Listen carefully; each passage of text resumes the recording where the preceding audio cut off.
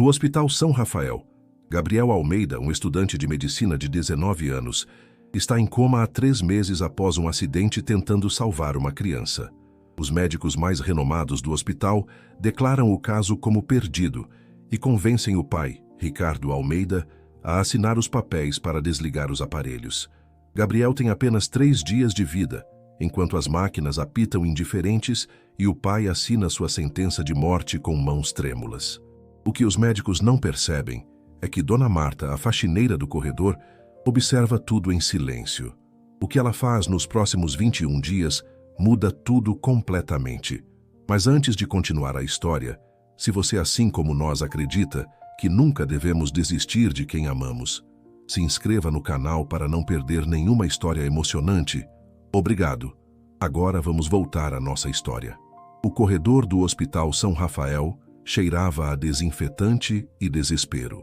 Dona Marta empurrava seu carrinho de limpeza devagar, os olhos cansados fixos no chão de mármore que brilhava sob as luzes frias.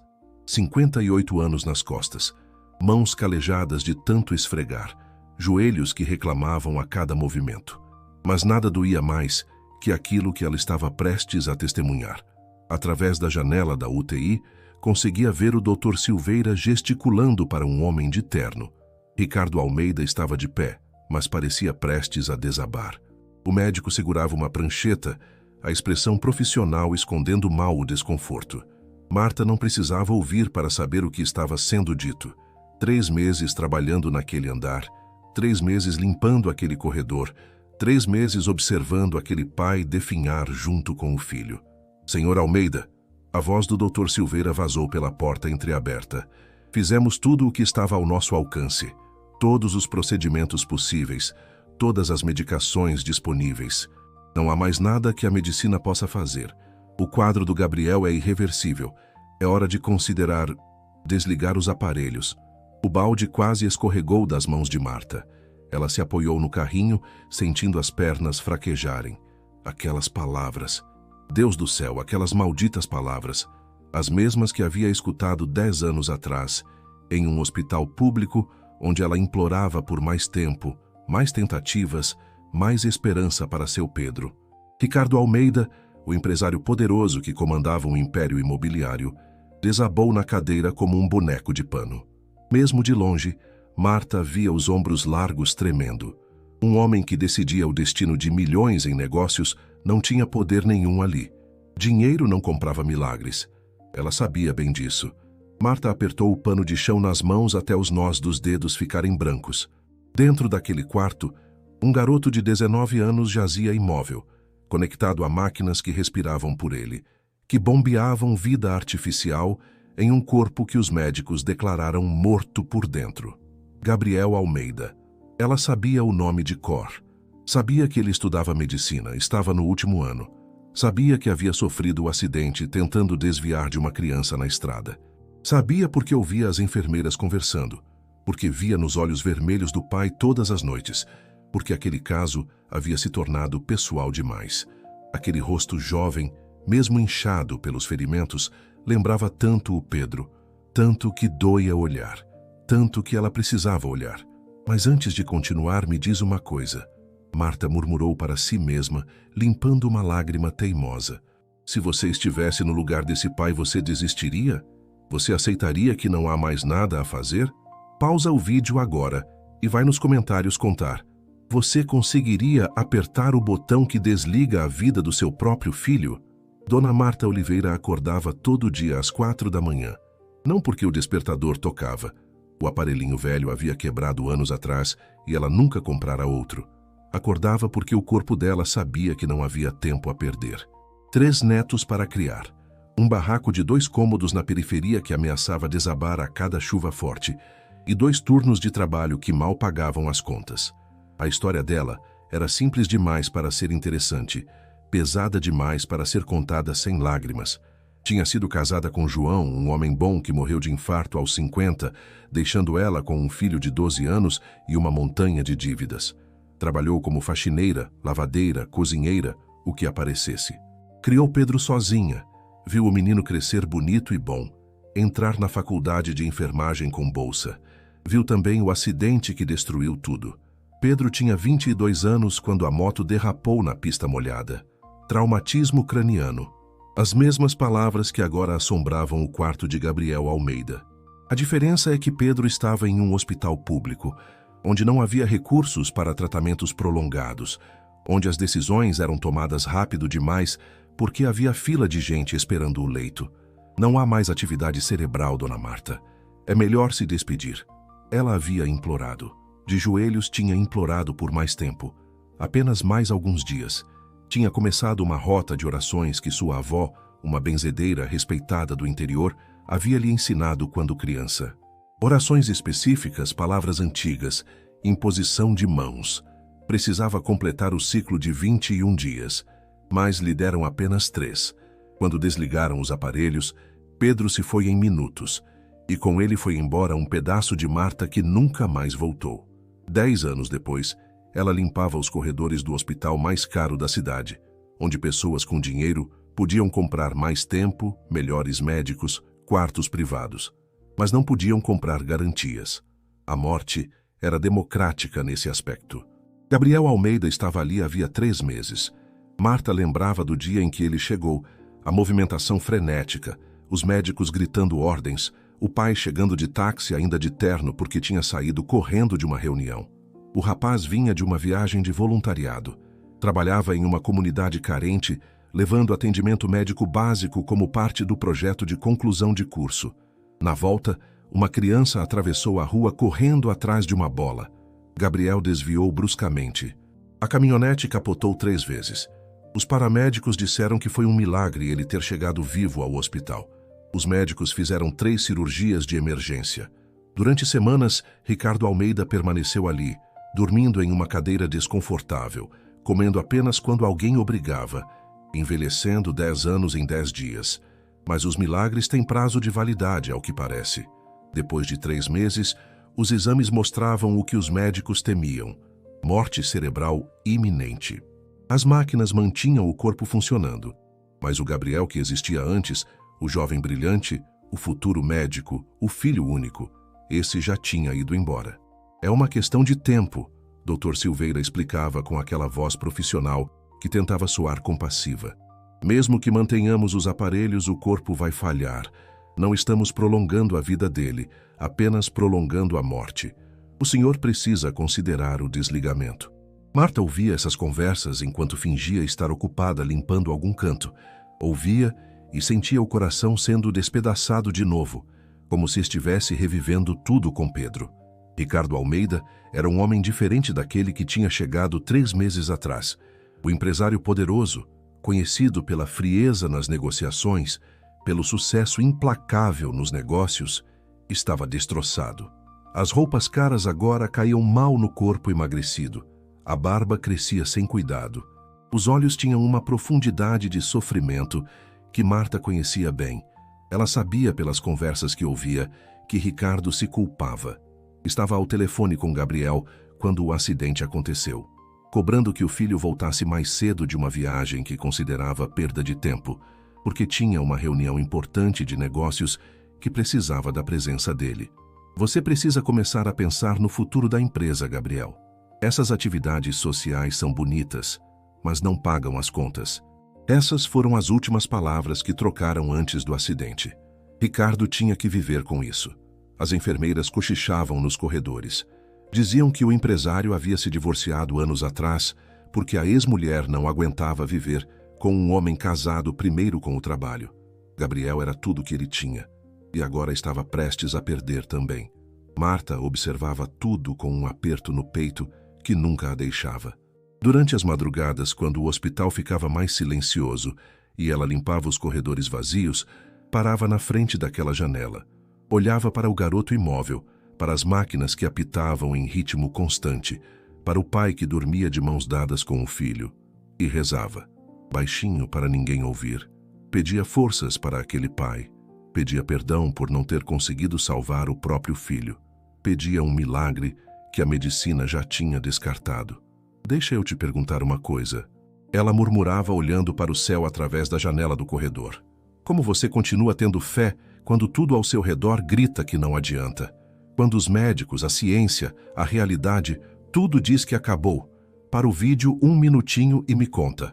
Você ainda acreditaria em milagres? A decisão veio em uma manhã de quinta-feira.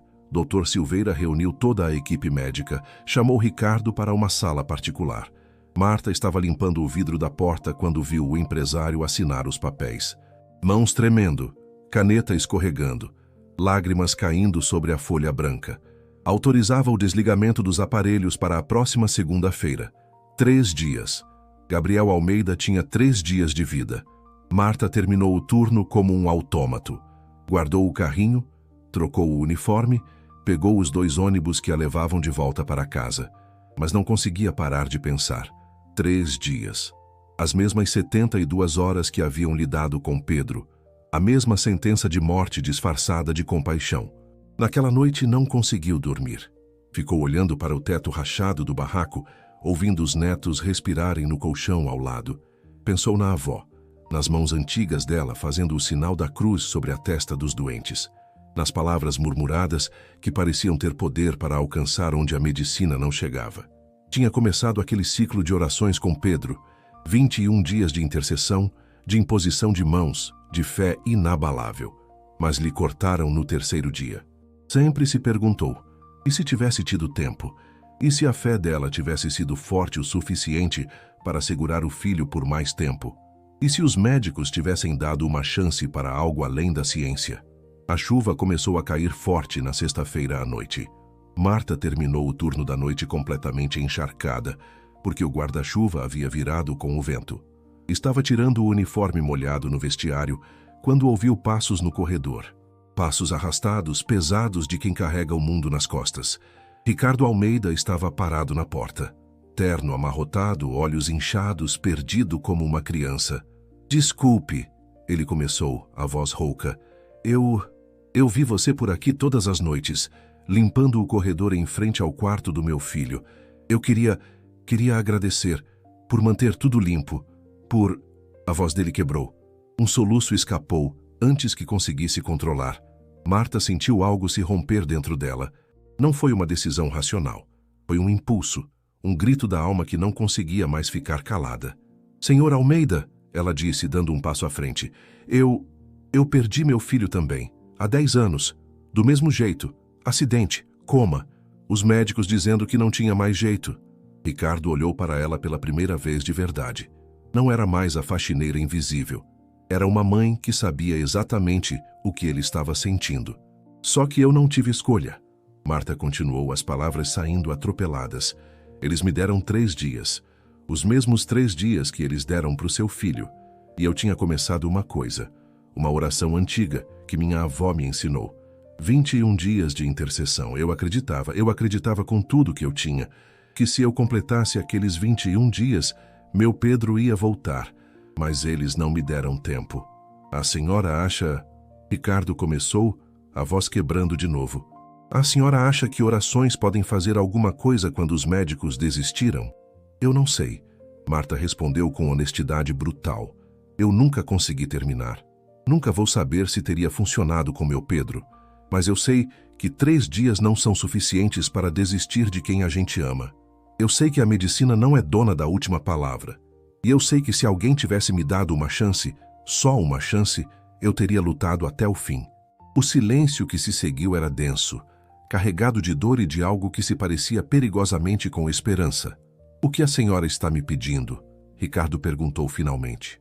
"Me deixa tentar", Marta disse, segurando as mãos dele. Mãos calejadas de pobre tocando mãos macias de rico, unidas pela mesma dor. "Me deixa fazer com seu filho o que não consegui fazer com o meu. 21 dias, 3 semanas. Se não funcionar, se ele não der nenhum sinal, se a medicina continuar dizendo que não há jeito, pelo menos você vai saber que tentou tudo, até o impossível."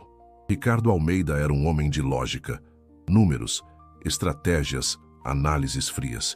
Não acreditava em milagres, em orações, em nada que não pudesse ser medido ou comprovado. Mas ali, naquele vestiário de hospital, vendo aquela mulher humilde olhando para ele com uma fé que ele nunca tinha sentido na vida, a lógica desabou. "Por favor", ele murmurou, lágrimas escorrendo sem pudor. "Por favor, tente. Faça qualquer coisa. Eu vou tentar acreditar também." Na manhã seguinte, Ricardo foi até a administração do hospital. Usou todo o seu poder, todas as suas conexões. Cancelou a autorização de desligamento. Informou que manteria o tratamento e pediu autorização especial para que Marta Oliveira, funcionária do hospital, tivesse acesso irrestrito ao quarto da UTI, mesmo fora do horário de limpeza. Os médicos protestaram. Dr. Silveira foi veemente. Senhor Almeida, o senhor está apenas prolongando o sofrimento. Essa esperança falsa é cruel com o senhor mesmo. 3 semanas. Ricardo respondeu com uma firmeza que não sentia. Me dê 3 semanas. Se não houver mudança nenhuma, eu assino os papéis. Mas até lá ninguém toca nos aparelhos do meu filho. A direção do hospital não podia recusar. Ricardo Almeida era um dos maiores doadores da instituição. Se ele queria permitir que a faxineira entrasse no quarto para rezar, que assim fosse. Desde que não interferisse nos procedimentos médicos, claro. Marta começou naquela noite de sábado. Terminou seu turno, trocou de roupa, passou por segurança com a autorização especial. Entrou no quarto de Gabriel Almeida, carregando apenas sua fé e as lembranças das mãos da avó, ensinando-a décadas atrás. Ricardo estava sentado ao lado do filho, como sempre. Quando Marta entrou, ele se levantou para dar espaço. Não, ela disse suavemente. O Senhor fica. Segura a mão dele do outro lado. Essa oração precisa de amor também. Precisa que o Pai esteja presente. E assim começou. Marta se ajoelhou ao lado do leito. Colocou sua mão na testa de Gabriel, sentindo a temperatura morna, a quietude absoluta. Fechou os olhos e começou a murmurar as palavras que sua avó havia lhe ensinado quando ela era apenas uma menina. Não eram palavras mágicas, não eram fórmulas secretas. Eram preces antigas, mistura de fé católica com benzimento do interior, com a sabedoria de quem sempre acreditou que existem coisas entre o céu e a terra que a ciência ainda não alcançou. Ricardo observava, inicialmente cético, depois curioso, finalmente fechando os próprios olhos e murmurando suas próprias preces silenciosas. A primeira noite passou sem mudanças. Gabriel continuava imóvel, os monitores mantendo o mesmo ritmo constante. Marta não se deixou abalar. Eram 21 dias. Um dia apenas não significava nada. Cá entre nós, querido ouvinte, ela sussurrou na escuridão do quarto. Você aguentaria fazer isso por 21 dias seguidos, sem nenhuma garantia, sem nenhum sinal de que está funcionando? Pausa o vídeo agora e vai nos comentários contar. Você teria essa fé ou desistiria no primeiro dia de silêncio? A rotina se estabeleceu. Todo dia, depois do turno, Marta entrava naquele quarto. Às vezes, era só ela e Ricardo. Às vezes vinham as enfermeiras fazer procedimentos e ela pausava esperando, depois retomando. Os médicos observavam com uma mistura de piedade e incômodo. Aquilo ia contra tudo que eles acreditavam, mas ninguém podia negar que não estava fazendo mal. Conforme os dias passavam, algo estranho começou a acontecer, não com Gabriel, mas com Ricardo. Aquelas vigílias noturnas, aquele silêncio compartilhado, aquelas orações que ele não entendia, mas que começava a sussurrar junto, estavam mudando alguma coisa dentro dele. Sabe, dona Marta, ele disse na quinta noite, ainda segurando a mão do filho. Eu nunca fui de igreja. Nunca acreditei em nada além do que eu podia ver e tocar. Construí um império porque confiava em mim mesmo, em minha capacidade, em lógica. E agora? Ela perguntou suavemente. Agora eu percebo que a lógica não significa nada quando você está prestes a perder o que mais ama. Que todo o dinheiro do mundo não compra 1 segundo a mais de vida. Que eu passei a vida inteira construindo coisas que não importam e negligenciando a única coisa que importava. As lágrimas escorriam pelo rosto dele sem constrangimento agora. Eu nunca disse para o meu filho que estava orgulhoso dele.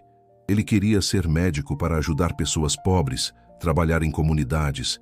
E eu ficava cobrando que ele pensasse no negócio da família. Na última conversa que tivemos, eu estava reclamando que ele estava perdendo tempo ajudando gente.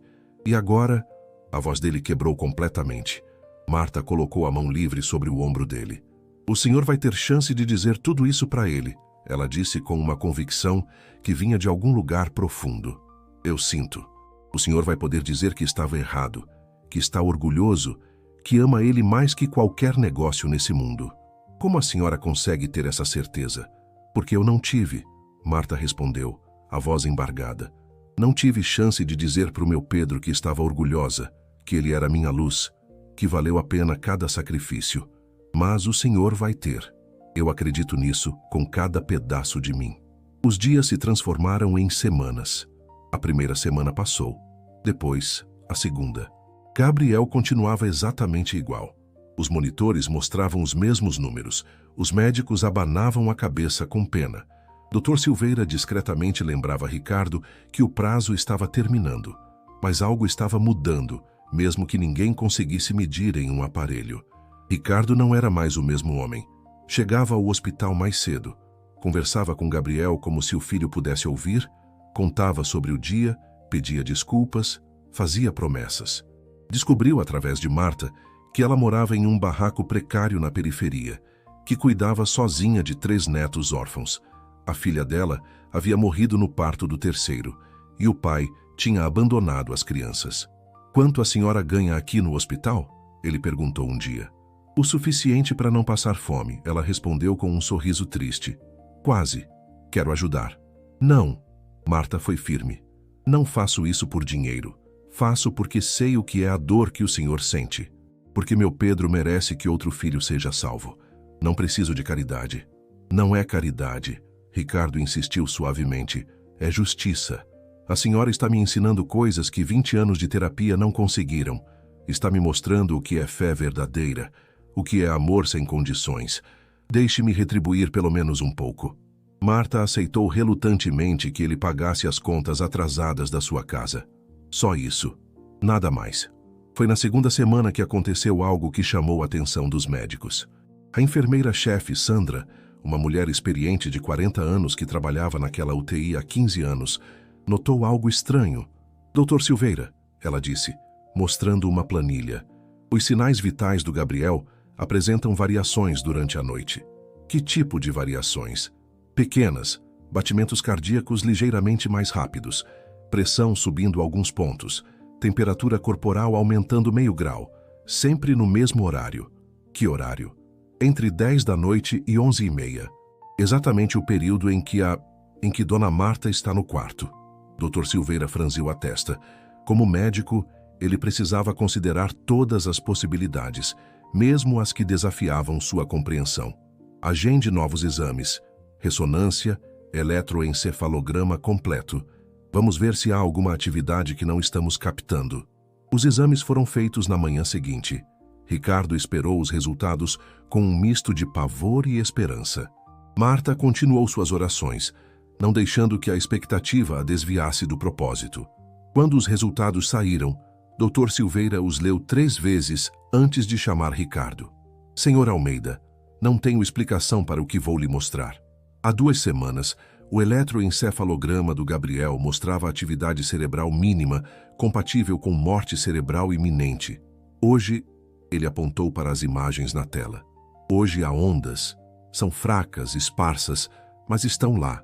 Não são suficientes para garantir recuperação, mas também não são compatíveis com o diagnóstico que demos. É como se o cérebro dele estivesse tentando religar. O que isso significa?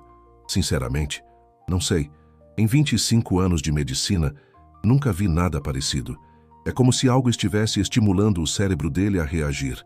Não deveria ser possível, mas os exames não mentem."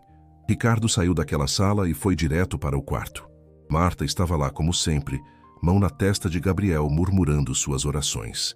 Ele se ajoelhou do outro lado e, pela primeira vez em sua vida adulta, rezou de verdade. Não porque alguém mandou, não por obrigação social, mas porque finalmente entendia que havia coisas maiores que ele, que existia uma força que a arrogância humana não podia controlar ou comprar. "Agora me fala sinceramente." Ele sussurrou na escuridão do quarto, sem saber se falava com Deus, com o universo ou simplesmente com a esperança. "Se você estivesse aqui, se fosse seu filho, você continuaria acreditando? Deixa pausado e vai comentar sua resposta, porque eu preciso saber que não estou louco por ter esperança." A terceira semana começou com uma tempestade forte. Raios cortavam o céu. O vento sacudia as janelas do hospital.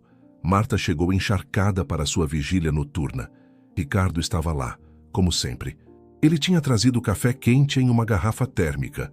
Serviu uma xícara para ela com mãos que não tremiam mais. Obrigada, ela disse, aceitando o café. Dona Marta, ele começou, a voz pesada. Amanhã completam 21 dias. Eu sei. E se nada acontecer? E se for tudo? Se eu estiver me agarrando a esperanças vazias? Marta olhou para ele com aqueles olhos que tinham visto tanto sofrimento e ainda conseguiam enxergar luz. Então pelo menos a gente tentou. Pelo menos seu filho passou essas 3 semanas cercado de amor, de presença, de fé. Mesmo que ele não possa mostrar, eu acredito que ele sente. E isso, senhor Ricardo, isso já é um milagre. O senhor parou de trabalhar, ficou aqui todos os dias, aprendeu a rezar, abriu o coração. O senhor mudou, isso já valeu. Naquela noite, 19º dia do ciclo de orações, Marta estava mais concentrada do que nunca. As palavras saíam com uma fervorância renovada. Ricardo segurava a mão do filho com força, sussurrando todas as coisas que nunca tinha dito. Eu te amo, filho. Te amo mais que qualquer negócio, qualquer dinheiro. Por favor, volta. Por favor, me dá uma chance de ser o pai que você sempre mereceu. Por favor. Foi quando aconteceu. Foi tão sutil que quase não perceberam. Mas a mão de Gabriel, aquela mão que estava imóvel há 3 meses, que os médicos diziam que nunca mais se moveria com propósito, apertou levemente os dedos de Ricardo. O empresário ficou congelado. Olhou para a própria mão, para a mão do filho, para Marta. Ele apertou. Eu senti. Ele apertou minha mão. Marta colocou a mão trêmula sobre a de Gabriel também. Murmurou mais uma oração, mais intensa agora. E sentiu. Um espasmo leve, mas inegável. Movimento, reação, vida. Chame os médicos, ela disse com urgência. Agora. A equipe médica invadiu o quarto em minutos. Fizeram testes, análises, verificações. Doutor. Silveira olhava para os monitores com uma expressão que misturava choque e negação científica. A resposta a estímulos, ele disse devagar, como se não acreditasse nas próprias palavras. Movimento involuntário nos dedos, leve aumento na atividade cerebral. Isso não deveria ser possível. Mas está acontecendo, Ricardo disse, a voz tremendo de emoção. Está, o médico admitiu. Não posso explicar como ou porquê. Vou classificar como recuperação espontânea, embora seja o caso mais atípico que já vi. Vamos aumentar o monitoramento. Se essa tendência continuar, ele deixou a frase no ar, não ousando fazer promessas que a medicina havia desistido há tempos. Marta não foi embora naquela noite. Ficou ali de joelhos ao lado do leito, completando suas orações até o sol nascer. Ricardo ao seu lado, pela primeira vez em 3 meses, com algo que se parecia perigosamente com esperança. O 20º dia trouxe mais mudanças. Gabriel começou a mover os olhos sob as pálpebras fechadas, respostas a estímulos sonoros. Quando Ricardo falava, os monitores mostravam leve aceleração, reflexos começando a voltar. O 21º dia amanheceu com um céu limpo, sem nuvens. Marta chegou ao hospital sentindo algo diferente no ar. Era o último dia do ciclo, a última noite de orações. Entrou no quarto de Gabriel e encontrou não apenas Ricardo, mas uma pequena multidão. Doutor. Silveira estava lá e a equipe médica e várias enfermeiras que haviam acompanhado o caso desde o início. Todos queriam testemunhar aquilo que a ciência não conseguia explicar. Marta se ajoelhou ao lado do leito pela última vez. Colocou as mãos sobre a testa de Gabriel e recitou as palavras finais do ciclo de 21 dias. Palavras de agradecimento, de entrega, de fé inabalável no impossível. Quando terminou, ficou em silêncio por alguns segundos. E então, como se tivesse esperado apenas aquele momento, Gabriel Almeida abriu os olhos. Eram olhos confusos, desorientados, tentando focar na luz, nas pessoas ao redor. Mas eram olhos vivos, conscientes. Pai! A voz saiu rouca, mal audível, mas era uma voz, uma palavra, um milagre. Ricardo desabou sobre o filho, abraçando, chorando, rindo tudo ao mesmo tempo. Estou aqui, filho. Estou aqui. Você voltou. Meu Deus, você voltou. O quarto explodiu em movimento. Doutor. Silveira chamou a equipe neurológica às pressas. Enfermeiras corriam para ajustar monitores, verificar sinais, documentar o impossível. Mas no meio de toda aquela agitação profissional, havia algo maior acontecendo. Um pai reencontrando seu filho, uma vida sendo devolvida quando todos haviam desistido. Marta se afastou discretamente, deixando espaço para os médicos trabalharem. Encostou-se na parede do corredor, as pernas finalmente cedendo. Escorregou até o chão, cobrindo o rosto com as mãos e chorou. Chorou pela primeira vez em 10 anos todas as lágrimas que tinha guardado. Chorou pelo Pedro que não conseguiu salvar. Chorou pelo Gabriel que acabara de voltar. Chorou porque a fé dela, aquela fé que todos diziam ser ingênua e vazia, tinha sido suficiente. Desculpa, meu filho, ela sussurrou para o vazio. Desculpa por não ter conseguido completar as orações por você. Mas olha, Pedro, olha o que a gente fez juntos. Outro menino vai viver. Outra mãe não vai sentir essa dor. Seu sacrifício significou alguma coisa. Sandra, a enfermeira-chefe, encontrou Marta ali no corredor. Sentou-se ao lado dela sem dizer nada, apenas segurando sua mão. Às vezes, não há palavras para alguns momentos. A recuperação de Gabriel não foi instantânea nem completa imediatamente. Os médicos explicaram que ele teria um longo caminho pela frente. O cérebro havia sofrido danos severos e precisaria reaprender muitas funções básicas. Fala, movimento coordenado, memória. Tudo precisaria ser trabalhado com fisioterapia intensiva, fonoaudiologia, terapia ocupacional. Mas ele estava vivo, consciente e melhorando a cada dia. Nos primeiros dias após acordar, Gabriel mal conseguia manter os olhos abertos por mais de alguns minutos. As palavras saíam embaralhadas, confusas. Ele não se lembrava do acidente, dos 3 meses em coma, de nada do trauma. Sua última memória era de estar dirigindo na estrada, vendo uma criança atravessar correndo. Consegui desviar. Foi uma das primeiras perguntas completas que conseguiu formular uma semana após acordar. Conseguiu, Ricardo respondeu segurando sua mão. Salvou a vida da menina e quase perdeu a sua no processo. Valor. Valia a pena. Gabriel sussurrou com dificuldade e então sorriu fraco. Juramento de Hipócrates. Ricardo riu e chorou ao mesmo tempo. Seu filho estava ali, com dificuldades, com um longo caminho pela frente, mas estava ali, e já pensando em salvar vidas. Foi só na segunda semana após despertar que Gabriel conseguiu manter uma conversa mais longa. Ricardo contou tudo, sobre o acidente, o coma, a decisão de desligar os aparelhos e sobre Marta. Cadê ela? Gabriel perguntou, os olhos procurando pela figura que ele não conhecia, mas que sabia ter sido crucial. Trabalhando, Ricardo disse. Ela continua sendo faxineira aqui. Não quis nenhum pagamento, nenhum reconhecimento. Disse que fez porque era o certo a fazer. Quero conhecer. Naquela noite, quando Marta entrou no quarto para fazer a limpeza de rotina, encontrou Gabriel acordado, olhando para a porta. Ela parou, constrangida.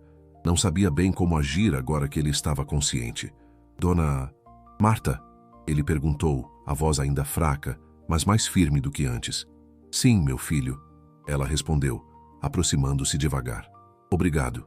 Ele disse simplesmente. Meu pai contou tudo. Você não desistiu quando todos desistiram. Não podia desistir, Marta respondeu, sentando-se na cadeira ao lado do leito. Você me lembra alguém muito especial. E além disso, jovens como você, que arriscam a vida por uma criança desconhecida, merecem todas as chances de continuar fazendo o bem nesse mundo. Gabriel sorriu, e naquele sorriso havia algo do menino que Ricardo achava que nunca mais veria. Os meses seguintes foram de transformação para todos os envolvidos. Gabriel mergulhou na recuperação com uma determinação feroz. Fisioterapia pela manhã, fonoaudiologia à tarde, terapia ocupacional quando necessário. Cada pequeno avanço era celebrado. O primeiro passo sem apoio, a primeira frase sem tropeços, a primeira memória recuperada. Ricardo reduziu drasticamente suas horas de trabalho. Delegou responsabilidades, promoveu subordinados, até considerou vender parte dos negócios. Nada disso importava mais. Estar presente para o filho era sua única prioridade. E na presença constante, um relacionamento verdadeiro finalmente se formou. Sabe, pai, Gabriel disse um dia durante uma sessão de fisioterapia, essa é a primeira vez na vida que sinto que realmente te conheço. Não o empresário, não o Ricardo Almeida dos jornais. Você, meu pai. Ricardo precisou sair da sala por alguns minutos. Ainda não estava acostumado com o quanto aquelas palavras simples podiam doer e curar ao mesmo tempo. Mas a transformação maior estava por vir. 3 meses após Gabriel acordar, quando ele já conseguia andar com auxílio de bengala e falar com clareza razoável, Ricardo convocou uma reunião com o Dr. Silveira e a diretoria do hospital. Senhores, ele começou, a voz firme de quem tomava uma decisão irrevogável. Meu filho está vivo hoje porque uma faxineira teve mais fé e compaixão do que toda a nossa equipe médica junta. Isso não é uma crítica. Vocês fizeram seu trabalho com excelência técnica, mas perderam de vista algo fundamental. Medicina sem humanidade é apenas mecânica. Ele abriu uma pasta sobre a mesa. Quero criar, em memória da recuperação do meu filho e do filho que Dona Marta perdeu, uma nova ala neste hospital. Chamará Instituto Pedro e Gabriel de Cuidados Humanizados e Paliativos. Será dedicado exclusivamente a pacientes em estado grave, terminais, que a medicina convencional já desistiu. E o foco não será prolongar a vida a qualquer custo, mas garantir dignidade, presença e, quando possível, esperança. Ele colocou papéis sobre a mesa. Estou doando 10 milhões de reais para a construção e manutenção inicial. Além disso, quero criar uma fundação de pesquisa sobre estados alterados de consciência, estudando casos como o do Gabriel. Recuperações inexplicáveis, o papel da presença familiar, o impacto da fé e da esperança nos quadros clínicos. Não estou pedindo que abandonem a ciência. Estou pedindo que expandam a definição dela. Dr. Silveira, que havia sido o mais cético durante todo o processo, ficou em silêncio por longo tempo. Finalmente falou. Senhor Almeida, devo admitir que o caso do seu filho desafiou tudo o que aprendi em 25 anos de medicina. Os exames mostram recuperação que não deveria ser possível. E sim, houve correlação temporal entre as orações de Dona Marta e as primeiras respostas neurológicas. Como cientista não posso afirmar causalidade, mas como médico não posso mais negar que há algo que não compreendemos. Ele estendeu a mão. Apoio sua proposta. E mais, gostaria de chefiar a equipe de pesquisa. Se há algo para aprender aqui, algo que possa ajudar outros pacientes, preciso entender. A diretoria aprovou por unanimidade. E fizeram mais. Convidaram Marta para ser a coordenadora do programa de acompanhamento humanizado. Ela treinaria voluntários, ensinaria técnicas de presença compassiva e seria a ponte entre a ciência fria e o calor humano que muitos pacientes precisavam. Marta hesitou. Mas eu sou só uma faxineira. Não tenho estudo, não tenho diploma. A senhora tem algo que nenhum diploma pode ensinar. Ricardo disse suavemente. Tem compaixão verdadeira, fé inabalável e a coragem de acreditar quando todos desistiram. É exatamente isso que nossos pacientes precisam. Ela aceitou, com a condição de que continuaria fazendo suas limpezas também, porque trabalho honesto dignifica, e eu gosto de ver o hospital limpo. Mas a história ainda guardava um último confronto antes de poder ter seu final feliz. 6 meses após Gabriel acordar, quando ele já estava em processo avançado de recuperação e havia retomado os estudos de medicina de forma adaptada, Dr. Silveira recebeu uma convocação inesperada da Comissão de Ética Médica do hospital. Um médico rival, Dr. Augusto Ferreira, que há anos disputava a chefia da UTI com Silveira, havia apresentado uma denúncia formal. Alegava que a presença de Marta no quarto de Gabriel durante o período crítico violara protocolos de segurança, que a decisão de não desligar os aparelhos conforme recomendado prolongara sofrimento desnecessário e que o hospital estava promovendo práticas pseudocientíficas ao criar o Instituto Pedro e Gabriel.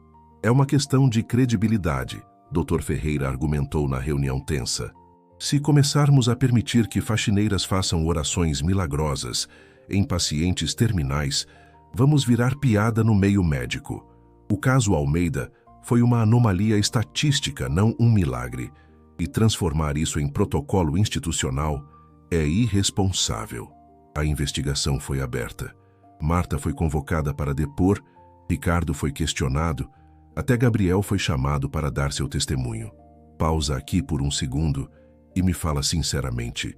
Marta disse para os netos na noite antes da audiência: o que você faria se tivesse que defender suas crenças mais profundas diante de gente que acha que você é louca?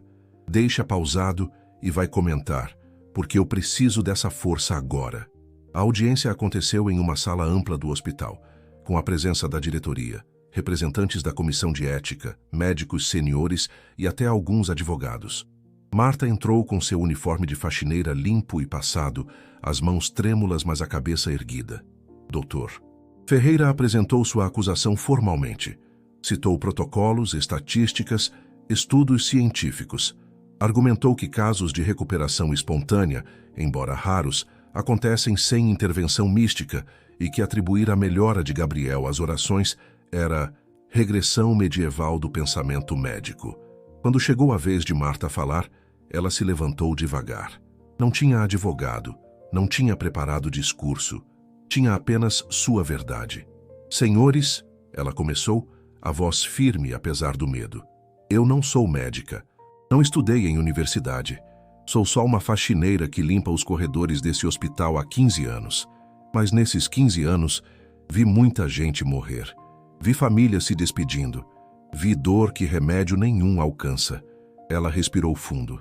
Meu filho morreu há 10 anos. Os médicos fizeram tudo certo, seguiram todos os protocolos, mas me deram 3 dias. Só 3 dias antes de desligar os aparelhos. Eu tinha começado uma oração, uma coisa que minha avó me ensinou, que precisava de 21 dias. Mas não me deram esse tempo, e eu vou viver o resto da vida sem saber se teria feito diferença. Suas mãos se fecharam em punhos. Quando vi o Sr. Ricardo prestes a desistir do filho dele do mesmo jeito, não consegui ficar calada.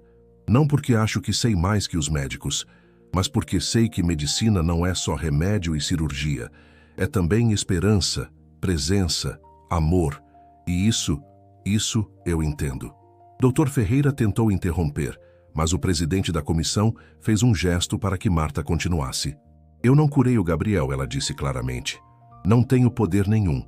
O que fiz foi ficar presente quando todos tinham desistido. Rezei, sim, mas também conversei com ele, segurei a mão dele, fiz o pai dele voltar a acreditar que existia esperança. E talvez, só talvez, isso tenha feito diferença. Não no lugar da medicina, junto com ela. Foi então que Gabriel se levantou, ainda apoiado em bengala, mas firme. Ele tinha pedido permissão para trazer algo para a audiência. Com licença, ele disse, abrindo um laptop. Eu sou Gabriel Almeida, o paciente em questão, e nos últimos 6 meses, enquanto me recuperava, fiz algo produtivo com meu tempo. Pesquisei. Na tela, apareceram gráficos, tabelas, referências científicas. Há um campo emergente na neurociência chamado psiconeuroimunologia. Estuda como fatores psicológicos e emocionais afetam o sistema nervoso e imunológico. Há estudos peer-reviewed, publicados em journals respeitados, mostrando que presença constante de entes queridos, estímulos emocionais positivos e, sim, até práticas contemplativas como oração ou meditação podem influenciar respostas neurológicas. Ele passou para o próximo slide. Aqui estão 12 casos documentados nos últimos 20 anos de recuperações de coma consideradas impossíveis pela medicina tradicional. Em 9 deles, havia presença constante de familiares fazendo algum tipo de intervenção não médica. Conversas diárias, músicas, orações, massagens. Não é pseudociência. É uma área que ainda não entendemos completamente, mas que tem base empírica. Gabriel olhou diretamente para Dr. Ferreira. Dona Marta não violou protocolos. Ela fez algo que a medicina moderna esqueceu. Tratou o paciente como ser humano completo, não apenas como corpo doente, e funcionou. Não no lugar da medicina, mas como complemento essencial dela. Ele fechou o laptop. Eu estava lá, inconsciente, mas de alguma forma presente. E posso dizer com certeza, eu sentia. Sentia a presença dela, a voz do meu pai, o toque, as orações. Não sei explicar como, mas eram âncoras me puxando de volta. A medicina manteve meu corpo funcionando. Dona Marta e meu pai me deram razão para lutar para voltar. O silêncio na sala era absoluto. Ricardo se levantou também. E quanto à questão de credibilidade? Ele disse à voz de empresário voltando. Já conversei com outros 5 hospitais de referência no país. Todos se interessaram pelo Instituto Pedro e Gabriel. 3 grandes universidades pediram para participar da pesquisa sobre estados de consciência. A mídia nacional quer cobrir essa história. Então a questão não é se isso vai prejudicar a reputação deste hospital. É se este hospital quer ser pioneiro em algo importante ou ficar para trás por orgulho ferido. Dr. Silveira, que havia ficado em silêncio durante toda a audiência, finalmente se pronunciou. Dr. Ferreira, ele disse olhando para o colega, eu era cético, mais cético que o senhor, mas presenciei cada etapa da recuperação do Gabriel. Vi os exames, analisei os dados. Algo aconteceu que não consigo explicar completamente com minha formação médica tradicional. E sabe o que aprendi? Que admitir que não sabemos tudo não é fraqueza. É o primeiro passo para descobrir algo novo. Ele se virou para a comissão. Meu voto é pela absolvição total de Dona Marta e pela aprovação do Instituto. E me ofereço para liderar a pesquisa científica rigorosa sobre esses fenômenos. Vamos fazer isso direito, com método científico, controles adequados, mas também com mente aberta. A comissão deliberou por 2 horas. Quando voltaram, o presidente anunciou: Dona Marta Oliveira é absolvida de qualquer violação de protocolo. Mais que isso, seus métodos serão estudados e, se comprovados seguros e eficazes, serão incorporados como protocolo opcional para famílias que desejarem. O Instituto Pedro e Gabriel está aprovado para a construção e determinamos que este hospital será centro de referência nacional em cuidados humanizados integrados à medicina tradicional. Marta não conseguiu segurar as lágrimas. Ricardo a abraçou. Gabriel se juntou desajeitadamente com sua bengala e até algumas enfermeiras presentes limparam os olhos discretamente. Dr. Ferreira saiu da sala em silêncio, derrotado não por argumentos políticos, mas por evidências que sua rigidez não permitia aceitar. 1 ano se passou como um sopro e também como uma eternidade. O Instituto Pedro e Gabriel foi inaugurado em uma cerimônia emocionante. Era uma ala completa do hospital, projetada para ser mais acolhedora que clínica. Quartos com espaço para familiares dormirem confortavelmente. Salas de oração multiconfessional. Áreas de convivência. Jardins terapêuticos. Marta coordenava uma equipe de 20 voluntários que ela mesma treinou. Ensinava não técnicas místicas, mas algo muito mais simples e poderoso. Presença verdadeira. Como sentar ao lado de alguém em silêncio. Como segurar uma mão com intenção. Como conversar com pacientes inconscientes. Como respeitar a fé de cada família, fossem cristãos, muçulmanos, espíritas, ateus, todos tinham espaço para suas crenças. A pesquisa científica coordenada por Dr. Silveira começou a produzir resultados fascinantes. Embora não pudessem provar milagres, documentaram que pacientes em estado grave que recebiam acompanhamento humanizado intensivo tinham, estatisticamente, recuperações melhores e mais rápidas. Não era garantia, mas era diferença mensurável. Talvez, doutor. Silveira escreveu no primeiro paper publicado, tenhamos passado tanto tempo nos especializando em manter corpos vivos que esquecemos que humanos são mais que corpos. São também conexões, emoções, espíritos, chamem do que quiserem. E essas dimensões não físicas têm impacto físico real. O artigo foi publicado em um jornal médico respeitado e gerou debate internacional. Alguns colegas chamaram de heresia, outros de coragem científica. Mas algo havia mudado na conversa. Gabriel se formou em medicina com honras, 2 anos após acordar do coma. A cerimônia de formatura foi no auditório do hospital e ele insistiu que Marta estivesse na primeira fila. Quando subiu ao pódio para o discurso de formatura como orador da turma, ele começou de forma inesperada. Meus caros colegas, professores, familiares, eu estava morto, neurologicamente morto. Os melhores médicos deste hospital, usando os melhores equipamentos disponíveis, me deram como perdido. E estavam certos dentro do paradigma que conheciam. Mas algo que eles não mediram, não quantificaram, não colocaram em nenhum prontuário, me trouxe de volta. Ele olhou para Marta. Uma faxineira que perdeu o próprio filho se recusou a desistir de mim. Ela não tinha diploma, não tinha técnica cirúrgica, Não tinha equipamentos de última geração. Tinha fé, compaixão e 21 dias de presença inabalável. E isso fez a diferença entre eu estar aqui hoje ou ser uma estatística em um paper sobre falhas de tratamento. Ele segurou o diploma ainda fechado. Hoje me formo médico e dedico este diploma a 2 pessoas. Meu pai, Ricardo Almeida, que aprendeu que amor verdadeiro é presença, não provisão financeira. E Dona Marta Oliveira, que me ensinou que medicina de verdade acontece quando ciência encontra a humanidade. Ele abriu o diploma e leu em voz alta o campo de especialização que havia escolhido. Neurologia com ênfase em estados alterados de consciência e cuidados humanizados integrados. Porque se eu vou tratar pacientes sem solução, quero fazer como aquela que me salvou, sem nunca desistir, sem nunca perder a fé, sem nunca esquecer que por trás de cada corpo doente há uma alma que precisa de razões para lutar. A plateia se levantou em ovação. Marta chorava copiosamente. E ao seu lado, Ricardo não escondia as próprias lágrimas. Mas a história tinha mais um capítulo para fechar. 2 meses após a formatura, Marta recebeu uma ligação inesperada. Era uma advogada. Dona Marta, meu nome é doutora Carla Mendes. Represento o senhor Ricardo Almeida. Ele pediu que eu entrasse em contato sobre um assunto importante. A senhora poderia vir ao escritório dele amanhã? Marta foi, nervosa. Não sabia se tinha feito algo errado, se havia algum problema. Ricardo a recebeu pessoalmente, com Gabriel ao lado. Dona Marta, Ricardo começou. Nesses últimos 2 anos, a senhora transformou não apenas a vida do meu filho, mas a minha. Me ensinou sobre fé, sobre amor incondicional, sobre o que realmente importa. E além de tudo isso, descobri uma amiga verdadeira.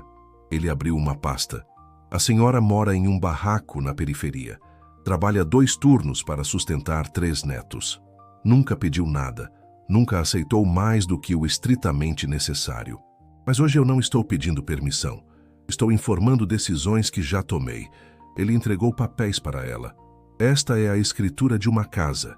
3 quartos, jardim, em um bairro seguro perto de escolas boas. Está no seu nome. As contas de luz, água e IPTU estão pagas pelos próximos 10 anos. Os 3 netos estão matriculados em escola particular com bolsa integral que renovarei até completarem a universidade. Marta começou a protestar, mas Ricardo levantou a mão. Não acabei.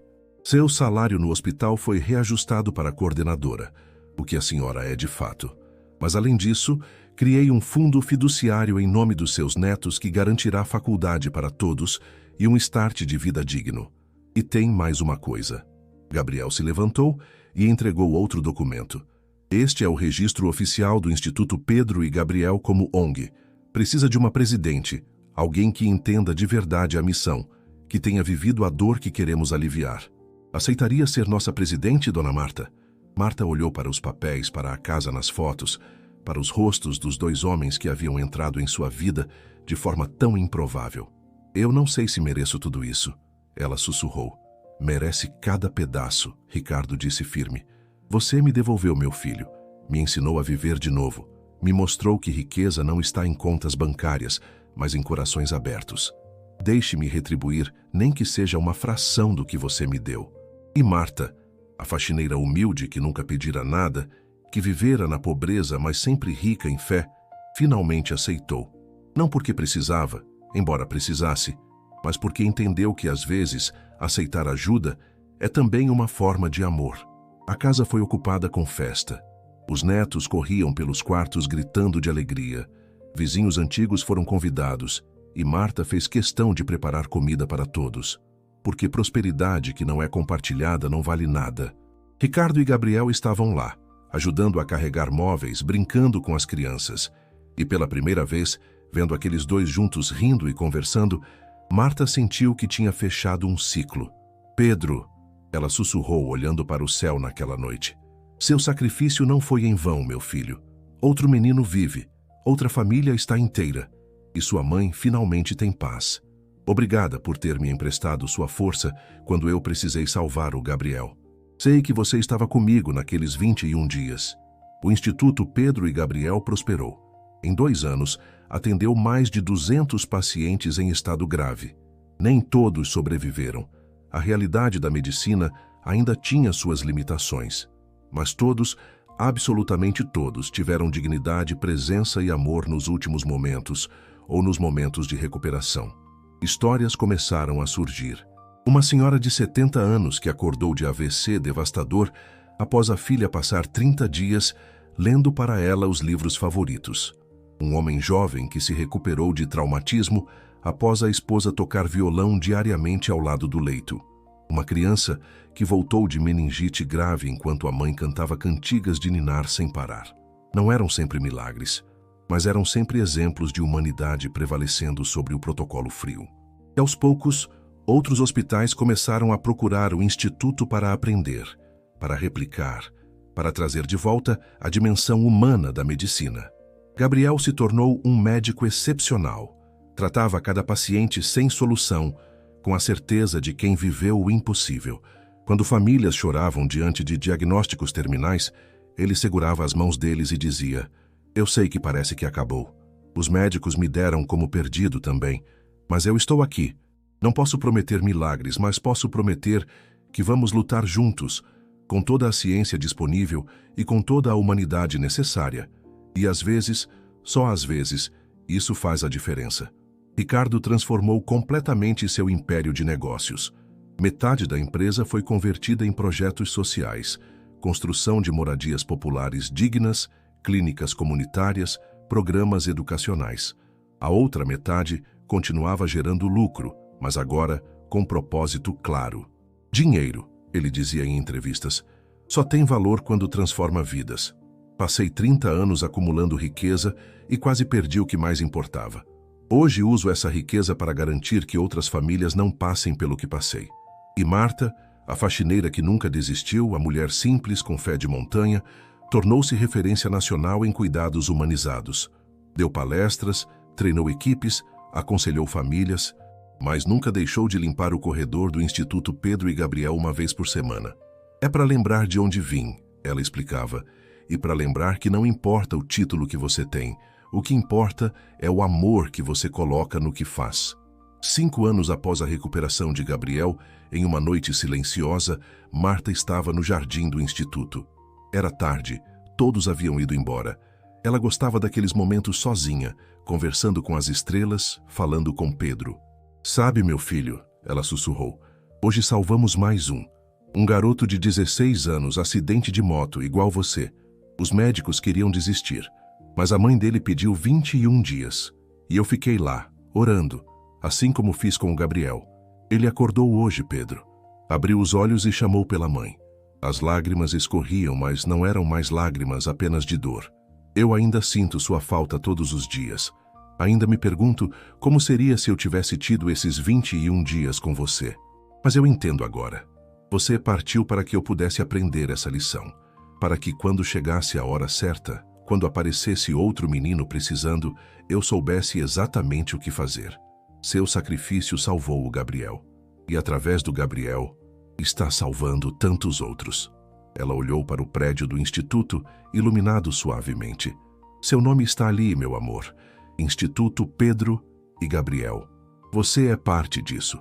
Parte de cada vida salva. De cada família que não precisou dizer adeus cedo demais." Isso faz tudo valer a pena." Uma mão tocou seu ombro gentilmente. Era Ricardo que havia voltado para buscar uns documentos esquecidos. "Falando com ele?"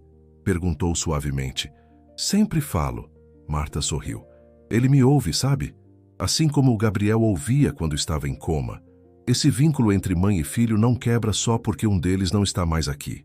Ricardo se sentou ao lado dela no banco. "Sabe, dona Marta, eu passei a vida inteira sem acreditar em nada maior que eu mesmo. Mas você me mostrou que existe algo além da lógica, dos números, do que podemos medir. Não sei se chamo de Deus, de universo, de energia, mas existe. E funciona através de pessoas como a senhora. Funciona através de qualquer um que abra o coração." Marta corrigiu gentilmente. "Não sou especial, senhor Ricardo. Só sou uma mãe que amou demais e aprendeu que amor verdadeiro nunca desiste." Eles ficaram ali em silêncio confortável. 2 improváveis amigos unidos por dor transformada em propósito. "Agora me fala sinceramente." Marta disse olhando para as estrelas. Você acredita mesmo em finais felizes merecidos? Ou acha que a vida é só uma sequência aleatória de sorte e azar? Deixa pausado e vai comentar sua resposta, porque eu preciso saber. Ainda há gente que acredita em milagres? A resposta veio não apenas em comentários, mas em cada vida tocada pelo Instituto. Em cada família que não precisou desistir cedo demais. Em cada médico que aprendeu a ver o paciente além dos números. Em cada voluntário que descobriu o poder de simplesmente estar presente. Gabriel e Ricardo continuaram seu trabalho lado a lado, pai e filho, finalmente tendo o relacionamento que quase perderam para sempre. Marta continuou sendo a alma do Instituto, provando todos os dias que a maior tecnologia do mundo não substitui a fé inabalável de um coração que se recusa a desistir. E em algum lugar, talvez entre as estrelas, Pedro sorria. Porque embora sua própria história tivesse terminado cedo demais, sua mãe havia transformado aquela dor em um legado que salvaria centenas, talvez milhares de outras vidas. 10 anos após a recuperação de Gabriel, o Instituto Pedro e Gabriel havia se expandido para 12 estados brasileiros. A metodologia desenvolvida por Marta e validada cientificamente por Dr. Silveira estava sendo estudada em universidades internacionais. 3 hospitais nos Estados Unidos e 2 na Europa haviam implementado programas similares, mas o momento mais significativo veio em uma manhã comum de quinta-feira. Marta estava no instituto, como sempre, quando uma mulher jovem entrou carregando uma criança de colo. Ela estava acompanhada por um homem alto, forte, de uns 30 e poucos anos. Dona Marta? A mulher perguntou timidamente. Sim, minha filha. Em que posso ajudar? Eu sou Marina. Esta aqui é minha filha, Helena. E este é meu marido, Rodrigo. Ela respirou fundo. E este homem aqui só existe porque a senhora não desistiu dele há 20 anos. Marta franziu a testa, confusa. 20 anos? Ela mal conhecia aquelas pessoas. O homem se aproximou, os olhos brilhando com lágrimas contidas. Dona Marta, eu sou João Pedro, mas todo mundo me chamava de JP. Quando eu tinha 16 anos, sofri um acidente de moto. Traumatismo craniano severo. Os médicos do hospital público onde fui atendido disseram que não havia mais o que fazer. Queriam desligar os aparelhos depois de 3 dias. Marta sentiu o coração parar. Não podia ser. Minha mãe implorou por mais tempo. Ele continuou, a voz embargada. Disse que tinha começado umas orações que precisavam de 21 dias. Os médicos riram dela, chamaram de superstição. Mas ela insistiu tanto, fez tanto escândalo, que conseguiram uma transferência emergencial para um hospital particular. Um tal de São Rafael. As lágrimas começaram a escorrer pelo rosto de Marta sem que ela percebesse. A senhora trabalhava lá como faxineira, JP continuou. Limpava o corredor da UTI. Minha mãe conta que a senhora parava todos os dias na porta do meu quarto, que rezava baixinho quando achava que ninguém estava vendo, que conversou com ela uma noite, contou sobre o filho que a senhora tinha perdido e ensinou para ela as orações que sua avó havia ensinado. Marta cobriu a boca com as mãos, os soluços começando a escapar. Eu me lembro, ela sussurrou. Me lembro da sua mãe, dos olhos desesperados dela. Mas eu não sabia se tinha funcionado. Depois que você foi transferido de volta para o hospital público, eu nunca mais soube... Funcionou, JP disse, se ajoelhando na frente dela. Acordei no 20º dia. Fiz fisioterapia durante 2 anos. Voltei a andar, a falar, a viver. Me formei em educação física, me casei com essa mulher incrível, temos essa filha linda. E tudo isso existe porque a senhora plantou esperança no coração da minha mãe quando todos tinham desistido. Marta o abraçou com força. 20 anos de ICE finalmente respondidos. Não tinha sido apenas Gabriel. Não tinha sido apenas um milagre isolado. Tinha sido o começo de algo maior.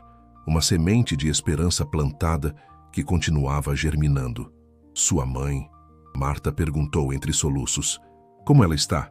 Ela faleceu há 3 anos. Câncer. JP sorriu através das lágrimas. Mas ela me fez prometer que se eu algum dia descobrisse quem era a faxineira do São Rafael, eu viria a agradecer. Levei tempo, mas encontrei a senhora. O Instituto Pedro e Gabriel está em todos os jornais. Quando vi sua foto, minha esposa reconheceu você das histórias que minha mãe contava. Marina se aproximou, entregando a pequena Helena para Marta segurar. Queríamos que a senhora conhecesse sua neta. Ela disse suavemente. Não de sangue, mas de espírito, porque se não fosse pela senhora, ela nunca teria nascido. Nem eu teria conhecido o amor da minha vida. Nenhuma das coisas boas que vivemos existiria. Marta segurou a criança, olhando para aqueles olhos inocentes, e sentiu algo se completar dentro dela. Era como se Pedro tivesse voltado por um momento, permitindo que ela visse o fruto do legado dele. Helena, ela murmurou para a bebê. Que nome bonito! Significa luz. Escolhemos por causa da senhora, JP explicou. Minha mãe dizia que você foi a luz quando tudo estava escuro. Então nossa filha é Helena Marta, em homenagem à mulher que salvou o pai dela. Aquela tarde, sentados no jardim do instituto, JP contou sua história completa. A recuperação difícil, os anos de terapia, as dificuldades de retomar a vida, mas também as vitórias, o primeiro passo sem ajuda, a formatura, o casamento, o nascimento da filha. Você sabe o que é mais incrível? Ele disse. Hoje eu trabalho como fisioterapeuta voluntário com vítimas de acidentes de trânsito. Ajudo na recuperação de pessoas com traumatismo craniano. É minha forma de retribuir. Cada paciente que ajudo a andar de novo é um agradecimento para você, para minha mãe, para todos que não desistiram de mim. Ricardo e Gabriel chegaram ao instituto naquele momento, voltando de uma conferência médica. Quando viram Marta com a criança no colo, cercada por um casal jovem, e viram as lágrimas no rosto dela, se aproximaram preocupados. Está tudo bem, dona Marta? Gabriel perguntou. Está mais que bem, ela respondeu, a voz tremendo de emoção. Quero que vocês conheçam João Pedro. Ele foi meu primeiro milagre. 20 anos atrás, antes do seu Gabriel, antes do instituto, antes de tudo isso. Ele é a prova de que o que fizemos com você não foi coincidência. Foi o propósito se revelando. Naquele momento todos entenderam. Não tinha sido sorte. Não tinha sido casualidade. Tinha sido algo maior. Um propósito se desdobrando através de décadas, conectando vidas que nem imaginavam estar ligadas. Gabriel e JP conversaram longamente, comparando suas experiências, descobrindo paralelos surpreendentes em suas recuperações. 2 jovens, 2 segundas chances, 2 vidas que não deveriam existir segundo a lógica médica. Sabe o que isso significa? Gabriel disse, os olhos brilhando. Significa que podemos estudar não apenas um caso, mas múltiplos casos ao longo de décadas. Podemos mapear padrões, entender melhor o que realmente funciona. JP, você toparia participar da nossa pesquisa? Topo qualquer coisa que ajude outros a terem a chance que eu tive.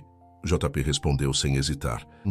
Naquela noite, quando todos foram embora e Marta finalmente voltou para sua casa, a casa que Ricardo havia dado, onde seus netos já dormiam em camas confortáveis, ela se sentou na varanda com uma xícara de chá, olhou para as estrelas, como fazia todas as noites, e conversou com Pedro. Filho, hoje eu entendi completamente. Você não morreu em vão. Sua partida me ensinou o valor de cada segundo, a importância de lutar até o fim. E quando chegou a hora, quando apareceu o JP, eu sabia exatamente o que fazer. Plantei esperança na mãe dele. E 10 anos depois, quando apareceu o Gabriel, eu tinha certeza absoluta. E agora, olha só. O JP está vivo, tem uma filha linda. O Gabriel é médico, salvando outras vidas. E tem dezenas, centenas de outras histórias que nem conhecemos ainda. Uma estrela cadente cruzou o céu naquele momento. Obrigada, meu filho, Marta sussurrou. Obrigada por me fazer forte o suficiente para transformar dor em propósito. Seu nome está no instituto não porque você morreu, mas porque você vive através de cada vida que salvamos. Você é eterno. O vento soprou suave, carregando um cheiro de jasmim do jardim, e Marta, pela primeira vez em 20 anos, sentiu paz completa. Não era que a dor havia desaparecido. Dores assim nunca desaparecem completamente, mas tinha encontrado significado. Tinha transformado a tragédia pessoal em legado coletivo. Os anos continuaram passando. O instituto cresceu, a pesquisa avançou, mais vidas foram salvas. Marta envelheceu com dignidade, cercada pelos netos que conseguiu criar com conforto, pelo respeito de uma comunidade médica que aprendera a valorizar o que ela sempre soube, e pela certeza de que sua vida tinha importado. Gabriel se tornou uma referência internacional em neurologia humanizada. Escreveu livros, deu palestras em universidades do mundo todo, mas sempre voltava ao Instituto Pedro e Gabriel, onde tudo começou. Sempre creditava sua carreira não aos professores brilhantes ou aos equipamentos de ponta, mas a uma faxineira humilde que se recusou a desistir. Ricardo, aos 70 anos, finalmente aposentou-se dos negócios. Dedicou-se integralmente à fundação que havia criado, expandindo programas sociais para todo o país. Mas sua maior alegria era ser avô. Gabriel havia se casado e dado-lhe 3 netos que ele mimava sem pudor, compensando todos os anos em que foi pai ausente. E JP? Ele abriu sua própria clínica de fisioterapia especializada em recuperação de traumas neurológicos. Trabalhou lado a lado com Gabriel em vários casos. A filha, Helena, cresceu ouvindo as histórias sobre a vovó Marta que salvara seu pai e decidiu que também seria médica quando crescesse. O círculo estava completo. Dor transformada em propósito, perda transmutada em legado, desespero convertido em esperança para milhares. 15 anos após a recuperação de Gabriel, em uma noite de gala para celebrar o aniversário do Instituto, Marta foi convidada para fazer o discurso principal. Aos 73 anos, ela subiu ao palco com a ajuda de Gabriel de um lado e JP do outro. Seus 2 milagres, agora homens maduros, bem-sucedidos, pais de família. Queridos amigos, ela começou, a voz ainda firme apesar da idade. Quando perdi meu filho Pedro há 25 anos, pensei que minha vida tinha acabado também. Pensei que a dor seria eterna, que nunca encontraria sentido naquela perda absurda. Ela olhou para a plateia. Centenas de médicos, enfermeiros, voluntários, famílias que haviam sido tocadas pelo Instituto. Mas a vida, descobri, tem uma forma estranha de transformar nosso maior sofrimento em nosso maior propósito. Pedro me ensinou a não desistir, e quando chegou o momento certo, quando apareceu o JP, e depois o Gabriel, e depois centenas de outros, eu sabia exatamente o que fazer, não porque era especial, mas porque tinha aprendido com a dor. Ela fez uma pausa, as lágrimas brilhando em seus olhos. Este instituto não é sobre mim, não é sobre milagres místicos ou superstições, é sobre algo muito mais simples e muito mais poderoso. É sobre nunca desistir de quem amamos. É sobre presença quando a ausência parece mais fácil. É sobre fé quando a lógica diz que acabou. É sobre amor que se recusa a aceitar o impossível. A plateia estava completamente silenciosa, cada pessoa absorvendo aquelas palavras. Hoje, vendo o JP com sua família linda, vendo o Gabriel salvando vidas, vendo todos vocês aqui dedicados a fazer o que é certo mesmo quando é difícil, eu sei que meu Pedro não morreu em vão. Ele vive. Vive em cada vida salva, em cada família que não precisou dizer adeus cedo demais, em cada momento em que escolhemos esperança sobre desespero. Ela ergueu as mãos, abençoando a todos. Continuem acreditando, continuem lutando, continuem amando, porque no fim é isso que nos faz humanos. Não nossa capacidade de aceitar o inevitável, mas nossa teimosia em desafiar o impossível. A ovação foi ensurdecedora. Pessoas se levantaram aplaudindo, chorando, abraçando-se. E no meio daquela celebração de vida, Marta olhou para cima, para as luzes do teto que pareciam estrelas e sussurrou: "Conseguimos, meu filho.